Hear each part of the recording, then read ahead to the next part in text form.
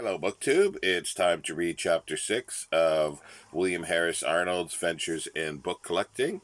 Published in 1923, the chapter is entitled Some 18th Century Books and Letters, Part 2. The whimsical genius Laurence Sterne maintains in the minds of men to this day the position he suddenly captured over a century and a half ago. It seems likely that he will hold it for all time. The position has been well defined by competent critics. It is not my province to do more than touch upon a few articles in my collection of books and letters that are associated with this unique personality. Again and again, by his audacious wit, his extravagance of sentimental feeling, his erratic performance, Sterne almost simultaneously attracts and repels. Yet our abiding thought, in spite of the most outrageous improprieties, is of the man's unfailing expression of tenderness for the weak, the distressed, the unfortunate. The first two volumes of The Life and Adventures of Tristram Shandy, Gentleman, were published early in January 1760. When Sterne came to London 2 months later, he was so eager to learn how the book was taking that on the morning after his arrival, he went before breakfast to the booksellers, the Dodsleys, to make inquiries. He was told of the sensation the book had produced in the reading world. The town was in a furor about it, and not a copy could be bought in all London. The author had sent the two little volumes with a letter to David Garrick, who read and recommended them.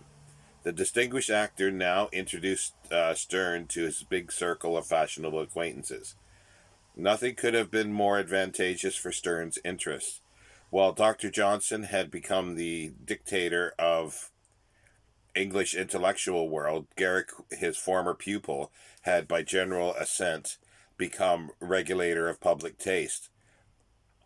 His sponsorship not only opened the door to social success, it immediately hushed the rising voice of disapproval which menaced the astonishing book. And here's a little bust of in the National Portrait Gallery of Sterne. The literary lion of the day wrote to Miss Formantle at York, "From morning to night my lodgings, which by the way are the genteelest in town, are full of the greatest company. I dined these 2 days with two ladies of the bedchamber, when with Lord Rockingham, Lord Edgecombe, and Lord Winchelsea, Lord Littleton, and Bishop, etc., etc. I assure you, my Kitty, that Tristram is the fashion." Only 3 weeks after Sterne's unexpected advent, he was asked to sit for his portrait to Sir Joshua Reynolds, who would accept no fee. The triumphant author made his way back to Yorkshire in May. By the end of the year, he had the manuscripts of volumes 3 and 4 ready for the printer, and with joyful anticipation he went up to London to see them through the press. A round of gaieties greeted him, and it was not until June 1761 that he returned to Shandy Hall. Sterne's next visit to London was in the November following. To make arrangements for the issue of the 5th and 6th little volumes of Tristram. For reasons now unknown, the relations between the author and the publishers, the Dodsleys, had been terminated. The new sponsor were T. Beckett and T. A. de Hont, who, however, agreed merely to distribute the books on commission, Sterne paying the entire cost of the edition of 4,000 copies. It was while the two volumes were going through the press that a meeting occurred, the only meeting of Dr. Johnson and Sterne. In his most interesting and informal biography of the great humorist, Dean Cross quotes Johnson's own account of the incident. "In a company where I lately was, Tristram Shandy introduced himself, and Tristram Shandy had scarcely sat down when he informed us that he had been writing a dedication to Lord Spencer, and sponte sua. He pulled it out of his pocket and sponte sua, for nobody desired him. He began to read it, and before he had read half a dozen lines, sponte mea, sir, I told him it was not English, sir." Apparently Sterne did not heed Johnson's interruptory remark, for, as Dean Cross says, the dedication, as presented, is loose and ungrammatical from the Johnsonian point of view, and yet clear and beautiful in one who reads for the meaning and not to parse the sentences. Here it is. To the Right Honourable John Lord Viscount Spencer, my lord, I humbly beg leave to offer you these 2 volumes. They are the best that my talents, with such bad health as I have, could produce.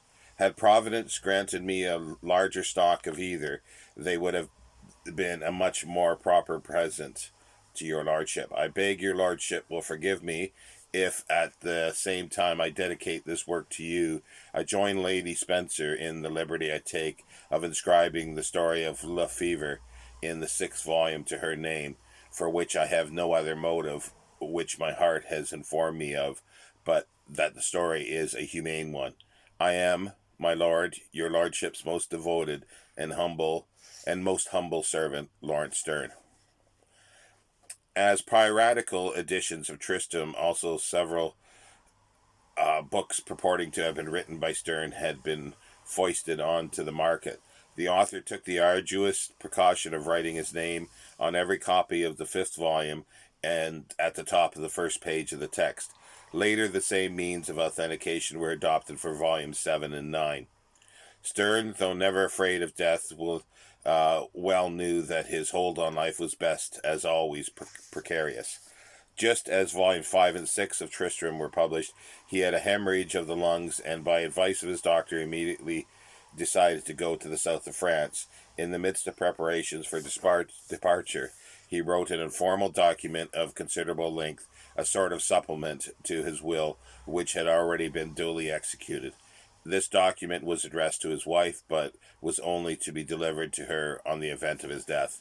It's backing up a bit. There's a first page of the text where he's written his name on top. To continue now, I do not find that this paper, which was recently come into my possession, has ever been printed in full. Sidhal, in his Sterne a Study, published in 1910, quotes some passages, but none of the many other biographies appear to be acquainted with it at all. Nothing written by Sterne is more characteristic than his advisory testament, which much of it is highly creditable to his better nature. And he quotes the whole document here. December 28, 1761, memorandums left with Mrs. Montague in case I should die abroad. L. Sterne. My sermons in a trunk at my friend Mr. Hall's St. John Street, 2 volumes. To be picked out of them, and then N.B., there is enough for 3 volumes. My letters in my bureau at Coxwold, and a bundle in the trunk with my sermons. Note the large piles of letters in the garrets at York, to be sifted over in search of some either of wit or humour, or what is better than both, of humanity and good nature. These will make a couple of volumes more. And as not one of them has ever wrote, like popes or vultures, to be printed, they are more likely to be read if their wants ought to serve the completion of a 3d volume. The political romance I wrote, which was never published, may be added to the fag end of the volumes. Though I have 2 reasons why I wish it may not be wanted. First, on an undeserved comment to one whom I have since found to be a very corrupt man. I knew him weak and ignorant, but thought him honest. The other reason is I have hung up Dr. Topham in the romance in a ridiculous light, which upon my soul I now doubt whether he deserved it. To let the romance go to sleep, not by myself, for 'twill have company. My Concio ad Clarem in Latin, which I made for Fontaine to preach before the university, is to enable him to take his doctor's degree. You will find 2 copies of it, with my sermons. He got honor by it. What got I? Nothing in my lifetime. Then let me not, I charge you, Mrs. Sterne, to robbed of it after my death. that long patience, that long pathetic letter to him of the hard measure I have received, I charge you to let it be printed. 'Tis equitable you should derive the good from my sufferings at least. I have made my will, but I leave all I have to you and my Lydia. You will not quarrel about it, but I advise you to sell my estate, which will bring £1,800 or more after the war, and what you can raise from my works and the sale of the last copyright of volumes 5 and 6 of Tristram, and the produce of his last work, and which I have left except £50 in my bookseller's Beckett's hands, and with which Mr. Garrick will receive and lay out in stocks for me. All these together, I would advise you to collect together uh, with the sale of my library, etc., and lay it in government securities. If my Lydia should marry, I charge you over again, that you may remember it more and balance it more, that upon no delusive prospect or promise from anyone you leave yourself dependent. Reserve enough for your comfort, or let her wait your death. I leave this in the hands of your cousin, Mrs. Montague, not because she is our cousin, but because I am sure she is a good heart. We shall meet again. Memorandum. Whenever I die, 'tis most probable I shall have about 200 louis due to me from my livings. If Lydia should die before you, leave my sister something worthy of yourself, in case you do not think it meet to purchase any annuity for your greater comfort. If you choose that, do it in God's name. The pictures of the mountebank and his macaroni is in a lady's hands, who, upon seeing them most cavalierly, declared she would never part with them, and from an excess of civility, or rather weakness, I should not summon up severity to demand them. If I die, her name and etc. is enclosed in a billet sealed up and given to with this, and when you must demand them, if refused, you have nothing to do but send a twopence message, importing this not for her interest to keep them. Lawrence Sterne. Memorandum left by Mr. Sterne in Mrs. Montague's hands before he left England. The cousin, Mrs. Elizabeth Robinson Montague, to whom these memorandums were entrusted, was a celebrated leader of the Bluestockings. During several years prior to the publication of Tristram, Sterne found pleasurable distraction in drawing and painting. A companion in his portrait was Thomas Bridges of York.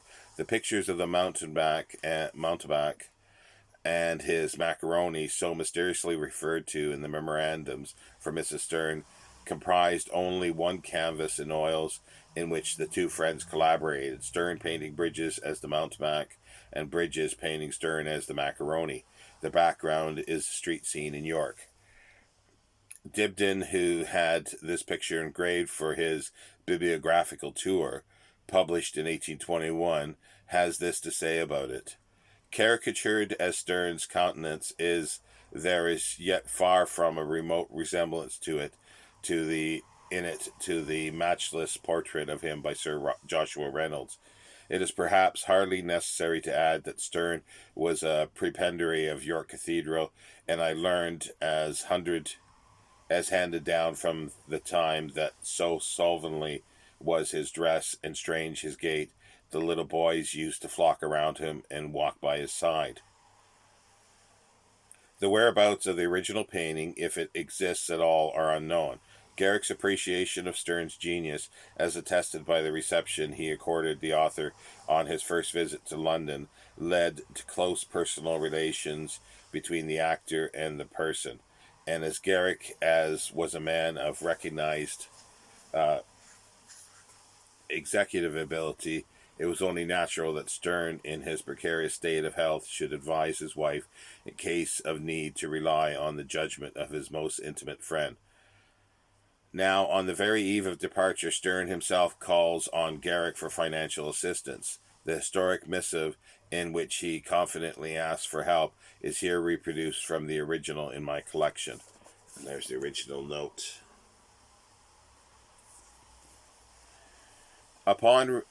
Dear Garrick, upon reviewing my finances this morning, with some unforeseen expenses, I find I should set out with £20 less than a prudent man ought. Will you lend me £20? Yours, L. Stern. Undoubtedly, Stern was enabled to leave England with a full purse. Some writers have made it an open question whether the loan was ever repaid, but notwithstanding the traveller's easy borrowing propensities, it seems fair, in the absence of evidence or testimony, to assume that the emergency obligation was eventually met. Stern remained in France for more than 2 years. Owing to improved health and spirits, he had willingly given way to the allure of Paris, and it was not until March that he went to the south of France in company of his wife and daughter Lydia, who had just then crossed the Channel. In the summer of 1764, he went back to England. Mrs. Stern and Lydia remained in France. During Stern's prolonged absence, he had continued the story of Tristram, and a few months after his return, his pen was again busy. By November, the manuscripts of volumes 7 and 8 were completed, as he tells his friends and banker Foley in a well-known letter now in my collection. The books were published in January 1765. And the letter quoted, York, November 11th, 1764. My dear friend, I sent 10 days ago a bank bill for £30 to Mr. Beckett, and have this day sent him a bill payable upon sight for £52 10 shillings. When I get to London, which will be in about 5 weeks, you will receive what shall always keep you in bank for Mrs. Stern. In the meantime, I have desired Beckett to remit you the £82, and if Mrs. Stern, before I get to London, should have occasion for 50 louis, be so kind as to honor her draft upon you. But I believe I shall have paid the money I propose into Beckett's hands by the time she will want. But if otherwise, a week or fortnight, I know, will break no squares with a good and worthy friend. I will contrive to send you these 2 volumes of Tristram as soon as ever I get them from the press. You will read as odd a tour through France as ever projected or executed by a traveller or travel writer since the world began. 'Tis a laughing, good-tempered satyr against travelling, as puppies travel. Panchaud will enjoy it. I am quite civil to the Parisians, per cosa, as 'tis likely I may see him again, and possibly this spring. Is it possible for you to get me over a copy of my picture anyhow? If so, I would write to Mademoiselle Navarre to make as good a copy from it as she possibly could, with a view to her a service here, and I would remit her 5 louis. I really believe 'twill be the parent of a dozen portraits of her, if she executes it with the spirit of the original in your hands, for it will be seen by half London, and so my phiz is as remarkable as myself. If she preserves the character of both, 'twill do her honor and service too. Write me a line about this, and tell me you are well and happy, etc. Will you present my most grateful respect to the worthy Baron de Holbach? I want to send him one of the best impressions of my picture from Reynolds, and another to Monsieur Pellantry. My kind respects to Mr. Selwyn. Tell Panchaud I greet him kindly, and for yourself, believe, my dear Foley, most faithfully and warmly, yours, L. Stern. Written, it says A. Mons Foley, Banquer, Rue Severe, Paris. In the October following, Stern again crossed the Channel. This was the tour that provided most of the incidents of the sentimental journey, although some of the experience of the earlier continental visit also are utilized for the entrancing book. The traveler's goal was Naples, where he remained about 2 months. We have little testimony from any source of this sojourn to what was then the gay capital of the kingdom, but for my collection, I am able to draw an unpublished letter written from Rome just after the first stage of the long homeward journey, in which we find a truly Shandean account of a happening by the way. The letter is inscribed to Sir William Hamilton, who then was at the beginning of his long service as the British envoy extraordinaire and plenipotentiary to the court of Naples. Dated Rome, March 17th, 1766. Dear Sir, I could not be at ease in my conscience if I did not do by letter what I was not able to do in words the eve of my departure, and that was to thank you and Mrs. Hamilton for the many civilities and attentions paid me by you. During my stay at Naples, which upon looking back upon this distance, I estimate higher and feel the pleasure I partook of more sensibly than I did which I was actually enjoying them. This is contrary to nature's etiquette. I feel it true, however, this bout and will all the sensibility of a temper not ungratefully I return you both all I am able, and what is my best thanks. My friend and self had a voyage of it by Mount Cassino, full of cross accidents, but all was remedied along the road by sporting and laughter. We dined and supped at Kai in the monastery at Cassino, where we were received and treated like sovereign princes. And on Saturday by 11 o'clock in the morning I got here without bodily hurt, except that the dromedary of a beast fell upon me in full gallop, and by rolling over me crushed me as flat as a pancake, but I am now growing round again. Cor and Hist have leave me nothing to tell you about the news of Rome. They will be arrived at Naples before this. However, there is an account here that the great rock of Gibraltar is overthrown by an earthquake. Tate Pipur knew we could only defend the place against men. Mr. Errington presents his respects to you and Mrs. Hamilton in the best manner. I beg to add mine. When you see Miss Tutting, pray present my most friendly good wishes for her, as well as respect to her. I have the honour of, dear sir, to be with all warmth and truth, your most humble and most obliged L. Stern. P.S. My service to all friends, not omitting the Countess de Rouget and Mahon. The traveller reached England early in June 1766. He soon resumed his pen, and by January of the following year, the 9th and last volume of Tristram came from the press. The sentimental journey was begun about the 1st of June 1767 and was completed by the end of the year. Late in February, the 2 small volumes were delivered to a long list of distinguished subscribers. Sterne planned a continuation of the story by his travels, but that was not to be. On March 18, 1768, he was overtaken by the Angel of Death, his close follower for many a year.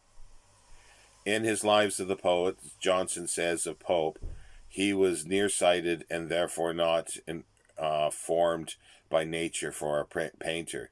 He tried, however, how far he could advance, and sometimes persuaded his friends to sit. Mrs. Thrall's marginal manuscript commented on this. He had fine eyes, as all crooked people have. In Richardson's portrait of him, they do not look like nearsighted eyes. I scarce believe the fact. The artist thus referred to was Pope's friend Jonathan Richardson. He painted and drew Pope several times, so we cannot identify the particular portrait to which this critical lady alludes. As portrayed by various artists, There is no question as to the beauty of Pope's eyes, but Mrs. Thrall's doubt of the statement that they were nearsighted is not well founded. No one could be sure from the outward aspect of the natural eye, much less from the artist's counterfeit presentment, whether it is nearsighted or farsighted or normal. That is the question of the oculist. The question of the oculist. Pope and Richardson were so very intimate that it seemed to me desirable to produce one of the artist's many portraits of his distinguished friend as an illustration for this chapter. So while in London recently, I betook myself to the National Portrait Gallery, where there is a portrait in oils of Pope, which for many years has been accredited to Richardson. On referring to the latest edition of the catalogue of the collection, I was surprised to find an interrogation point after Richardson's name. I had no acquaintance with the director of the gallery, but I immediately requested the favor of an interview. Mr. Milner at once interested himself in my small affair. The portrait in question he was now inclined to attribute to Kellner. Here was a troublesome little situation, quickly relieved, however, by Mr. Milner's resourceful memory, which now brought up an incident of 20 years ago. Someone had called to offer for sale 6 small portrait drawings by Richardson, and one of these was of Pope. The gallery already had several portraits of him, and would not be warranted in buying any more. As to the present owners of the drawings, Mr. Milner had no knowledge. They were probably offered elsewhere after he had declined them. There was a possibility that the print room of the British Museum might have acquired them. As soon as I could, I went to the museum, stated the circumstances, and in less than it has taken me to relate this anecdote, Richardson's delicate drawn portrait of Pope was on the table before me. On the back of the picture is the explanatory inscription written by Richardson's sons. The verses were my father's, Mr. Pope's made the little alliteration perhaps than they were better for. I think that's what it says. It's very difficult to read. Permission was readily and courteously granted to photograph the portrait, which is produced on facing page 178. And there's the portrait that he's referring to by Richardson. The cordiality of the relations between the poet and the artist is further shown in these 2 letters from my collection. They also afford us pleasant glimpses of the environment of the leading man of letters of the time. Both communications were written from the villa at Twickenham. Dear Sir, if yourself and your son can mount this day and enjoy my groves all to yourself all this day, and as much of ye night as the fine moon now allows, I am wholly yours for the day until noon tomorrow. This being ye first vacancy I've been able to obtain, I offer it to you before courts and crowds and before courts and crowns and confusion come upon me. Good morrow, Wednesday, 5 o'clock. In ye morning, I am truly yours. 29th June 1737, A. Pope. To Mr. Richardson in Queen Square, Bloomsbury. Dear Sir, the fear I have to miss of you, joined to the knowledge of your great readiness to take any hint I can give you, because makes me send this to tell you 2 things. First, yet my DB is recovering. I hope a space and will probably be with you beginning of your week. And secondly, that I am obliged to go for 4 hours from hence this morning.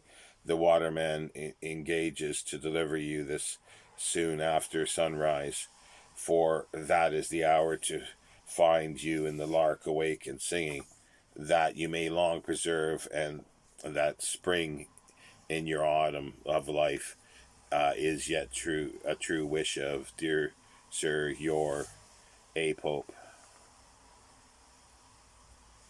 The DB mentioned in the above letter was doubtless Richardson's son, the dear boy convalescent at Pope's home.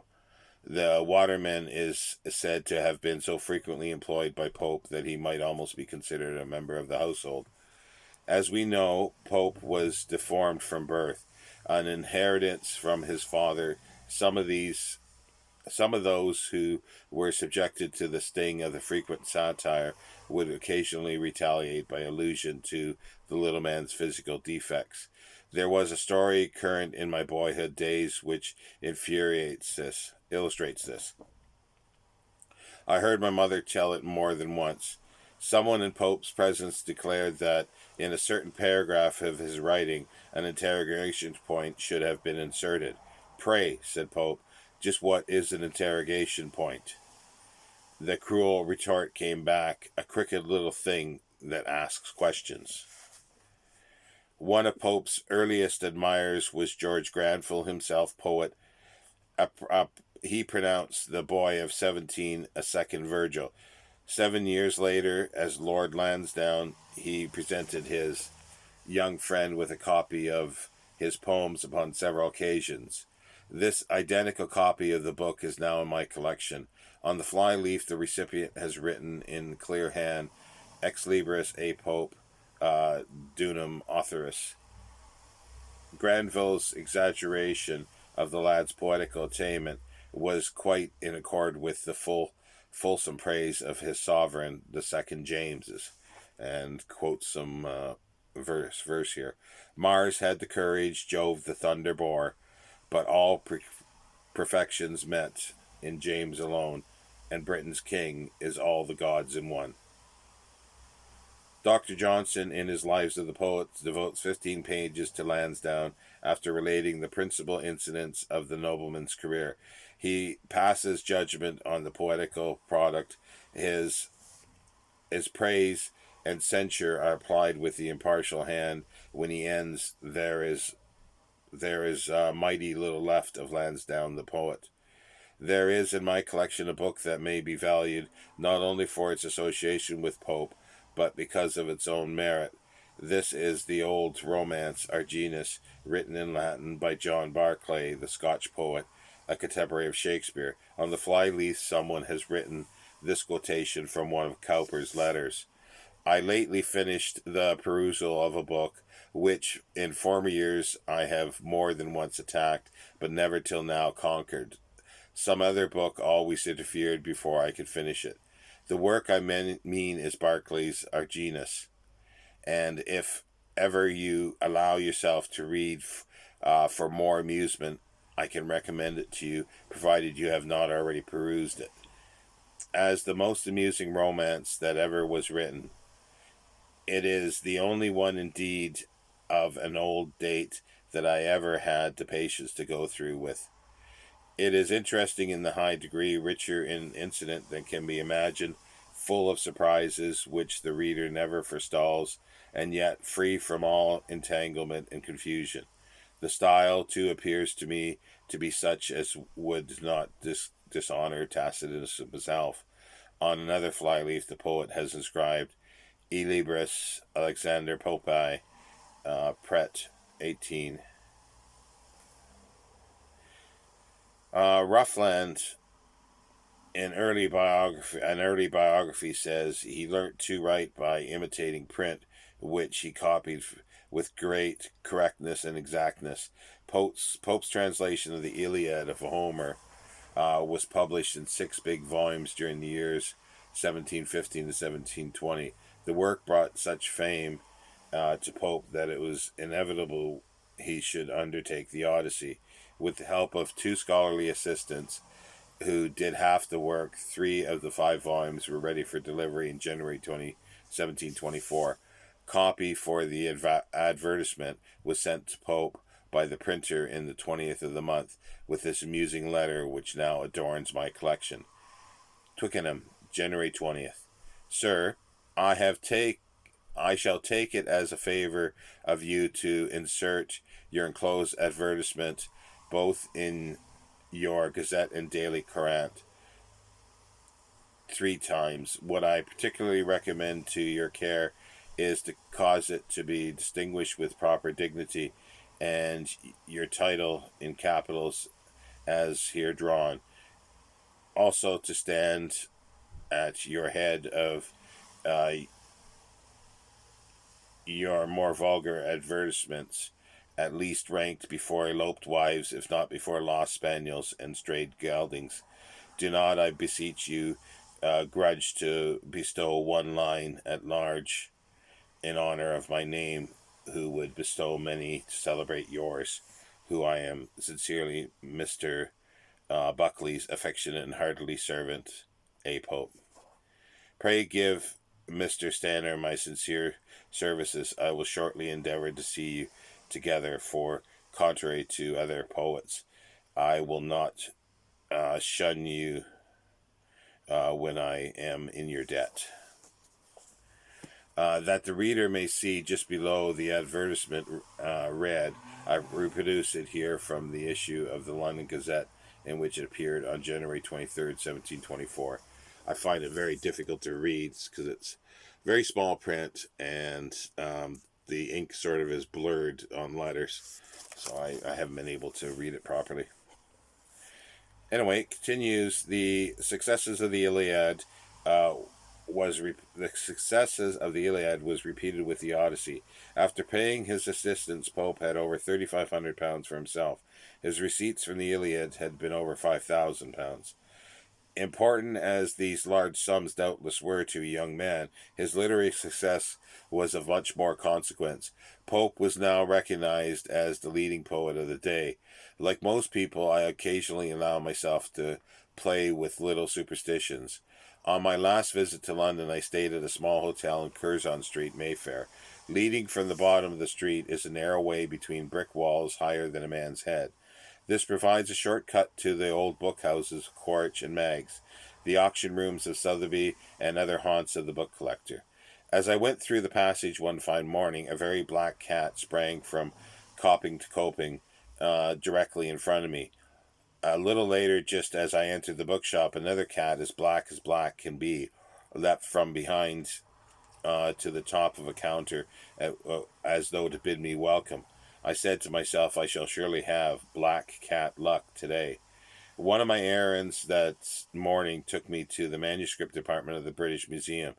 As I passed among the exhibited examples, I casually stopped to glance at literary autographs.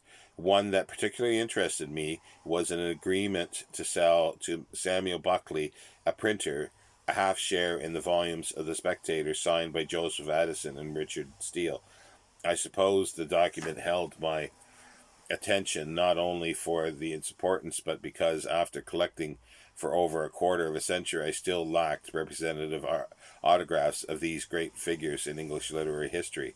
But one must not envy the British Library. We should rather thank a generous nation for making its unrivaled treasures freely available to the world. And there's the piece in question. An hour later, I called at Quaritch's, where I saw and secured a trio of first edition books illustrated by Kate Greenaway, all presentation copies, and a book from the library of Thomas Gray, with his delicately written autograph on the title page. Then, with that tantalizing spectator document still in my mind, I said, "What do you happen to have of Addison and Steele?" And can you believe it? There was put before me the original agreement duly signed by Addison and Steele for the sale to Jacob Tonson Jr. of the other half share of the Spectator volumes. Both the British Museum document and the document that is now mine were drawn and signed at the Fountains Tavern in the Strand on the same day, November 10th, 1712. It was black cat luck if it did make a hole in my pocket. And there ends chapter 6 with black cat luck. And I do apologize stumbling over some of the letters. It's very difficult to read. the stylizing. It's not sort of meant to be read aloud, I don't think, or read many times and read it and try to get the cadence right. But I do apologize for that, but I hope you get the gist of everything. And that ends today's reading. Amy from the Dusty Bookshelf will be back on Wednesday to read chapter 7, and I'll be back next Sunday to read chapter 8. Take care, BookTube. Bye.